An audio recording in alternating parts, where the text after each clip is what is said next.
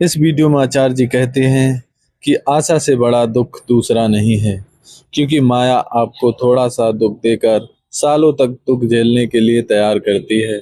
यह खेल कैसे चलता है, चलो सुनते हैं। क्या आशा ही दुख का कारण है? प्रश्नकर्ता आचार्य जी, रोज इच्छाएं उठती हैं, कामनाएं उठती हैं, पूरी भी होती हैं, फिर निराशा भी होती है। उससे तंगी महसूस होती है जीवन में। ऐसी स्थिति में परम के साथ एकाकार या परम में डूबकी या घुलने की इच्छा मन में आती है बहुत बार कि कोई ऐसी चीज मिले जिसमें परम शांति मिले। आचार्य प्रशांत, ये भी आप इसलिए कह रहे हैं क्योंकि बीच बीच में निराशा मिल जाती है। ये तो छुपा ही गए कि निराशाएं बहुत मिलती हों, लेकिन बीच बीच में सफलताएं भी मिल जाती हैं तो आशा बनी रहती है। कोई ऐसा खेल क्यों खेलेगा जिसके प्रति वो पूरा ही निराश हो गया हो? आप उस खेल में जमे ही इसीलिए हैं क्योंकि आशा है, अभी निराशा पूरी नहीं है। 10 बार की निराशा पर एक बार की आशा भारी पड़ती है, जैसे लॉटरी। मन कहता है 100 बार नहीं लगी कोई बात नहीं बेटा, एक बार लग गई तो सब वसूल लेंगे। तो आशा का ऐसा हिसाब है। निराश आप होने कहाँ पाते हैं? उम्मीद तो अभी बधी ही हुई है कि किसी न किसी दिन जैकपॉट लगेगा, मेरा भी नंबर आएगा। सब निराशाएं आप झेल जाएंगे कि मेरा भी नंबर आएगा। और जानते हैं समझाने वाले क्या बोल गए हैं? आशा ही परम दुखम, आशा से बड़ा दुख दूसरा नहीं है। क्योंकि सारे दुख आप उठाते चलते हो आशा के कारण। ये आशा आपको बहुत रुलाती है। लेकिन फिर वही अमरीकी उपभोक्तावाद, उसने आपको पढ़ा दिया है होप, उम्मीद। वहां तो राष्ट्रपति चुन लिए जाते हैं इसी बात पर। होप, गलत काम में लगे हुए हो। पहली गलती तो ये हो गई। और गलत काम से सही अंजाम की उम्मीद भी रखे हुए हो। ये तो महागलती हो गई ना। इस दूसरी गलती के कारण पहली गलती सुरक्षित रहेगी, पहली गलती बनी ही रहेगी। माया जानते हो क्या करती है? तुम सोचते हो माया तुमको दुख देती है। न, माया तुमको सुख देती है ताकि तुम अब 100 गुना दुख और झेलो। क्योंकि थोड़ा सा भी सुख मिल जाता है तो उम्मीद बन जाती है ना, फिर 100 गुना दुख और झेलते हो। माया को दुखदायिनी मत समझ लेना, वो तो सुखदायिनी है। जितने तुम्हें सुख मिले हैं वो सब माया ने दिए हैं। फिर कहती है अब पट्टा तैयार है। 2 दिन का सुख दे दिया है, अब ये 2 साल दुख झेलेगा। और सुख का एल्बम देखता चलेगा मुड़ मुड़ कर कि क्या चांदनी रात थी। आहा, 2 दिन तो बड़ा रस बरसा था। अब पूरा 2 साल झेलेगा ये। और 2 साल बाद जब निराशा इसकी बहुत बढ़ने लगेगी तो फिर से चांद चमका दूंगी, फिर तैयार हो जाएगा 2 साल दुख झेलने के लिए। सुख तो मिलता ही चलता है, पार्टियां थम थोड़े ही जाती हैं। साल में एक आध बार ही सही, उत्सव तो मनता ही है, तभी तो बाकी 364 दिन झेल पाते हो। सबसे बड़ा अभाग तब होता है जब तुम्हें गलत काम का भी प्रिय अंजाम मिल जाता है।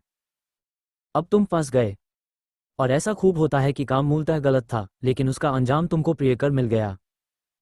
अब तुम कहोगे ये बढ़िया है, इसका मतलब गलत काम करके भी सुख तो मिल जाता है ना। अब वो गलत काम तुम दोहराए जाओगे, दोहराए जाओगे, दोहराए जाओगे और अपने लिए दुख का निर्माण करते जाओगे, करते जाओगे। ये माया है। जब कर्ता गलत हो, कर्म गलत हो, लेकिन उसके बाद भी परिणाम सुखप्रद मिल जाए, और ऐसा होता है हमारे साथ, होता है कि नहीं होता है?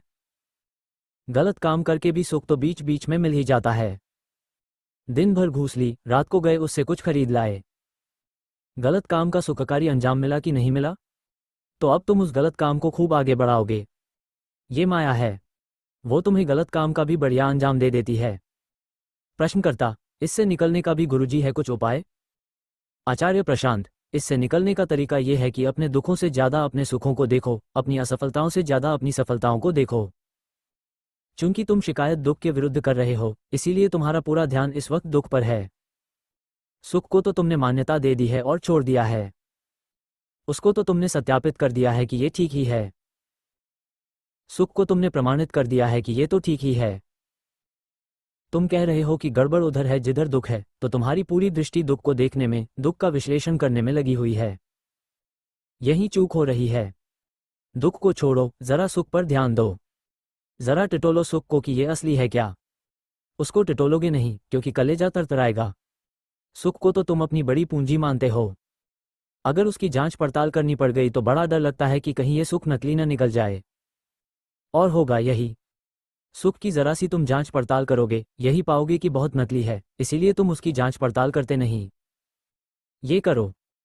सुख की, सफलता की, जो कुछ तुम्हें जीवन में लगता है कि तुम्हारी बड़ी कमाई है, उसका परीक्षण करो कि कितना दम है उस कमाई में। तब पूर्ण निराशा मिलेगी। और जब पूर्ण निराशा मिलेगी तो मुक्त हो जाओगे। किससे मुक्त हो जाओगे? पागलपन से। फिर एक नया जीवन शुरू होता है। उसमें आनंद होता है, उसमें हल्कापन होता है, निर्भयता होती है। प्रश्नकर्ता: आचार्य जी, मुझे पिताजी की इजाज़त मिली तो मैं यहाँ शिविर में आया हूँ। और इजाज़त भी तब मिली जब मैंने आपका पूरा IIT IIM UPSC का परिचय दिया। पिताजी ने इजाज़त के साथ साथ हिदायत भी दी कि मैं यहाँ प्रचारक या स्वयंसेवक न बनूं। हालांकि जब मैंने यहाँ शिविर में 3 दिन गुजारे तो मेरी बहुत इच्छा है कि मैं यहाँ स्वयंसेवक बनूं और अपनी सेवाएं दूं। तो कुल मिलाकर असमंजस की स्थिति बनी हुई है और मैं एक फैसले तक नहीं पहुंच पा रहा हूं। कृपया मार्गदर्शन करें। आचार्य प्रशांत: सत्य का सेवक बनने का अर्थ होता है सत्य का सेवक बनना। ठीक। जो बगल के घर में चाकरी करता हो उसको फुर्सत कहाँ मिलेगी कि यहाँ आकर सेवा कर सके। सत्य का सेवक माने मात्र केवल सत्य का सेवक। जो अभी 50 जगह सेवक हो वो सत्य का सेवक नहीं हो सकता। सत्य का सेवक बनने का मतलब होता है दुनिया भर की गुलामी से पहले आज़ाद हो जाना। जो अभी दुनिया से डर रहा हो, जिसके ऊपर अभी दुनिया का कब्जा हो, जिसके मन पर अभी दुनिया का भय हो, वो क्या सत्य का सेवक बनेगा? जीसस का सुंदर वचन है। वो कहते हैं, एक साथ 2 ईश्वरों की पूजा नहीं हो सकती। सत्य एक है, उसी की सुननी होती है। और अगर अभी तुम्हारा जीवन ऐसा है कि और 10 20 50 लोग हैं जिनकी तुम सुनते रहते हो तो बात नहीं बनेगी। बहुत गहरी इच्छा होनी चाहिए दुनिया की गुलामी से मुक्त होने की।